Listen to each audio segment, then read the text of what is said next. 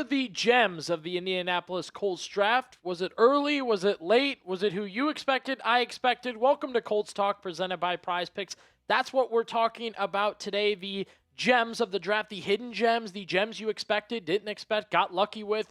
ESPN's Jeremy Fowler gave us some post-draft intel, talking with some people around the NFL about the Colts draft class and kind of the vibe, the feeling on those picks and how the Colts kind of see these guys, how the league sees these guys. It begins with Jalen Farmer. Mid-round pick. You're in round 4 when you take Jalen Farmer, the guard/offensive lineman out of Kentucky. And I like the versatility. That was my immediate reaction, was like, yeah, guy can play multiple positions. That'll help you out eventually. Let's look at what Fowler's information has kind of come up with as far as Farmer goes. 4th round Kentucky guard Jalen Farmer will likely play early and often. That has become the Colts' way. Draft mid-round linemen and throw them into the lineup. He continues, the team has selected 5 linemen in the 3rd or 4th round since 2022. Jalen Travis, Matt Goncalves, Tanner Bortolini, Blake Freeland, and Bernard Ryman. Those 5 have started a combined 114 games. Farmer could now be in that group, right? Fowler essentially saying, like, hey, they hit another lineman in the 3rd or 4th round. That probably means they expect him to play or help in some way. Let's give it a grade real quick. The Jalen Farmer selection, A, B, C, D, or F. 4th round pick, the Colts go with a guard/tackle out of Kentucky. Give it a grade down below. And a good guard/offensive lineman out of Kentucky in Jalen Farmer. Once again, I was pretty excited about him. He's a mauler, does very well in the run game, held his own in the pass game. He's got broad size, good size for the offensive line. That's been noted a couple times here by Dane Brugler when it comes to Jalen Farmer. Kept calling him a boulder, which I think is definitely a term you like in your offensive lineman. So liked what he did at Kentucky. And then now it kind of comes down to what are we looking at on the offensive line, right? Which was a group, just like the Colts in general, good to start the season. And then the farther you got into it, the worse they got into it. Some of the initial depth chart reactions do have Jalen Farmer as the backup right guard. But again, he's got experience at right tackle. Seems like that's where Jalen Travis is going to slide in. You mentioned, or we saw him mentioned by Fowler as possibly the next right tackle, a former mid-round pick by the Colts. Also maybe could get in at right guards and replace Goncalves, who got a lot of experience there. Now, Travis didn't play as much last season because he slid in late for Braden Smith and kind of began that adjustment to the right tackle, starting right tackle position. Again, he's the same position as far as like a 3rd or 4th round pick a few years ago.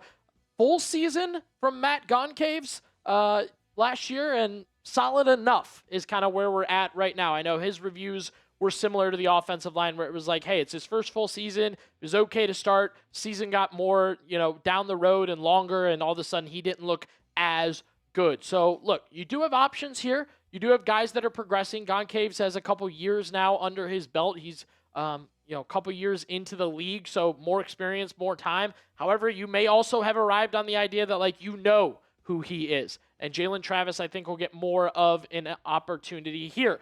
You saw the mention of Fowler about Farmer possibly starting. We're going to get more into that in just a second. But first, did want to let you guys know today's show is presented by PrizePicks. Right now, I'm on the PrizePicks app every single day. And if you don't have it and you're wondering what it's all about, it's about the fact that PrizePicks is the best place to win cash while watching sports. Basketball playoffs, daily baseball games, even golf and soccer. If that's your in-the-know situation, if you know golf and soccer, get on PrizePicks. My favorite part about PrizePicks, how easy the lineups are to make. You just pick more or less on a few player stats and lock in your lineup. You could do a lineup for tonight. You could do a lineup for the entire season coming up. That's what we did with the rookies here. Shout out producer Aiden Priest putting this together. Kenyon Sadiq, receiving yards, we went more on the 449.5. Jordan Tyson more on his touchdowns, which is at 4.5.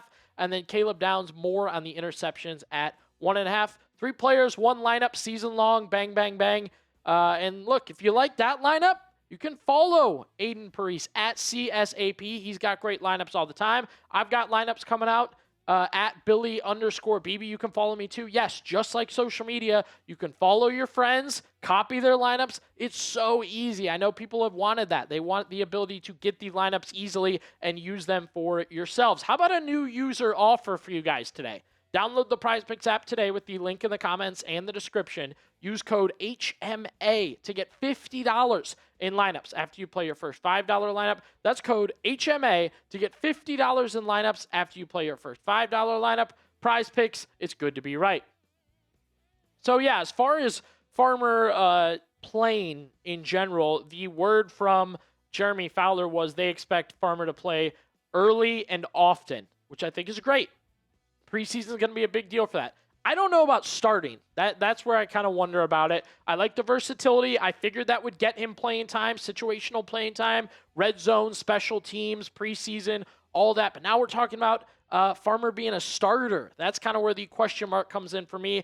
I will acknowledge, though, as we talked about with the other two guys, the Colts offensive line was not good enough down the stretch last season.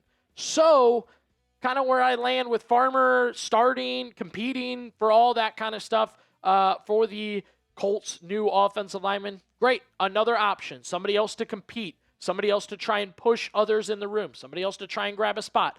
Fine by me. We'll see what Jalen Farmer does there. That's a mid-round pick, the first pick for the Colts in the 2026 NFL Draft. C.J. Allen, whether you want to call him a gem, a steal, whatever terms you want to put behind the Georgia linebacker that absolutely fell to the Indianapolis Colts in the second round after being projected as a first rounder. I think those terms all fit. Here's Fowler's intel after the draft on C.J. Allen. What the Colts like most about second round linebacker C.J. Allen per a team source. Great person, all about football, ran a 4.4, tough. Expect Allen to step right into the action as a centerpiece of the linebacker core. Look, with Farmer, we got to debate if he'll be a starter. How does he earn it? Where does he fit? With Allen, it is Chris Ballard sat down, grabbed his water bottle, and said, C.J. Allen's a starter, by the way, green dot, ready to go for the defense, right? Which is exciting. I think that's great. Again, the weakness here is coverage. That's been noted. It's been talked about. Get it better. That's all you can really do. I wouldn't say Zaire Franklin was overly great in coverage himself either, but you see what you can develop here and learn from here. I'm very excited about C.J. Allen. I know the fan base is very excited about C.J. Allen. I really didn't think he'd fall to the Colts, and I was very, very excited when he did. Taking a look at the linebacker room in general. Now, it's funny because now Akeem Davis-Gaither looks like a solid pickup. Now that you have C.J. Allen along with him. You've also brought in some undrafted free agents in Taj Chambers and West Weeks to try and make this roster as well. And you also drafted Bryce Betcher and added him to this linebacker room. And he's a super athlete, a superman. So you'll see where he can fit there. And again, I still can't believe C.J. Allen fell to the Indianapolis Colts in the second round. They needed a linebacker. This was the best linebacker on the board at the time. And again, a projected first-round pick that fell to them in the second round. That's huge. You can debate what you want to call him, but a second-rounder that's going to start for you immediately as your green dot linebacker, Mike linebacker, that's a gem to me, right? We're talking gems of the draft. C.J. Allen is one of them. And again, we showed you the room. I feel so much better about the linebackers at this point in time. C.J. Allen leading it. Akeem Davis-Gaither helping him out at that will position. And then I like Bryce Betcher. I think Bryce Betcher is a super athlete. Again, he was drafted into the MLB draft last year. Terrific baseball player. Can play Mike or Will if needed for the Colts in different situations. I think he is a really, really quality addition for Indianapolis, where it's not just hoping C.J. Allen just fills this gigantic hole. You're adding different pieces to build that linebacker room back up with quality additions in a guy like Bryce Betcher from Oregon. So again, that's part of the reason I gave the Colts the A grade that I gave them on the draft and have been pretty psyched up about it. I think they made the right moves, and I didn't think they pushed for the picks that they made. I just think they did a good job finding good talent where they needed it. Talked about a couple guys today, but I am curious, who is your favorite Colts draft pick? Was it C.J. Allen, the first one? Is there a steal like Deion Burks that you like later in the draft? Give me a name down in the comment section below. Time for my gem of the draft for the Indianapolis Colts. For me, it is Ohio State 6th round pick, the edge rusher, Caden Curry. Yeah, Caden Curry is my pick for this situation. And look, you get your gems that are early in the draft, mid-round the draft. Now we're going to get to a point where we are later in the draft with Caden Curry. An edge rusher was a huge position of need. It's something the Colts really, really needed here. And look, I think they've made enough additions. I think they've done enough things. And I like Arden Key as an addition. You know, you're hoping for a little more from JT, and we've talked a little bit about Caden Curry already. George Gumbs Jr. also added to this room, but I think Caden Curry is going to be a guy that stands out definitely for the Colts in the preseason, and then hopefully when you get to the season as well. I think that's a really good addition there. So I do want to add, though, I like what they've done at edge rusher. I like the additions they've made at edge rusher. I think it's good stuff there. But I still feel like there's a move or two to make, right, for the Colts. That's my biggest thing. You know, Arden Key's solid. You draft Caden Curry, George Gumbs Jr. You bring in Mitchell Melton as an undrafted free agent. You're trying, right, swing after swing after swing. One more to take you over the top. One more icing on the cake situation, however you want to put it. Free agent targets still available. The Colts still have about $27 million to spend. We talked about these guys yesterday. First is Joey Bosa.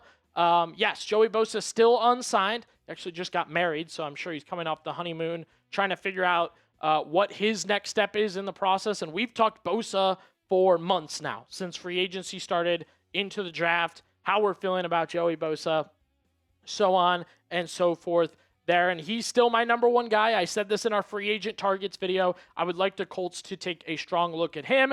AJ Epenesa would be more of a discount player. He signed a 1-year, $5 million deal with the Browns, failed his physical, which, yes, I think physicals are subjectives. Different team feel different ways about them. I think you could maybe get him at a discount now, right? With that happening, maybe go to him and be like, hey, how about 1 year, $2 million, $3 million, and try and make it happen there. Take advantage of that situation, sign him quick. Or one more option that I like and have listed as the Colts kind of take a look here, Jadeveon Clowney. No, he's not done yet. He is still in the NFL and coming off a pretty good 2025 season.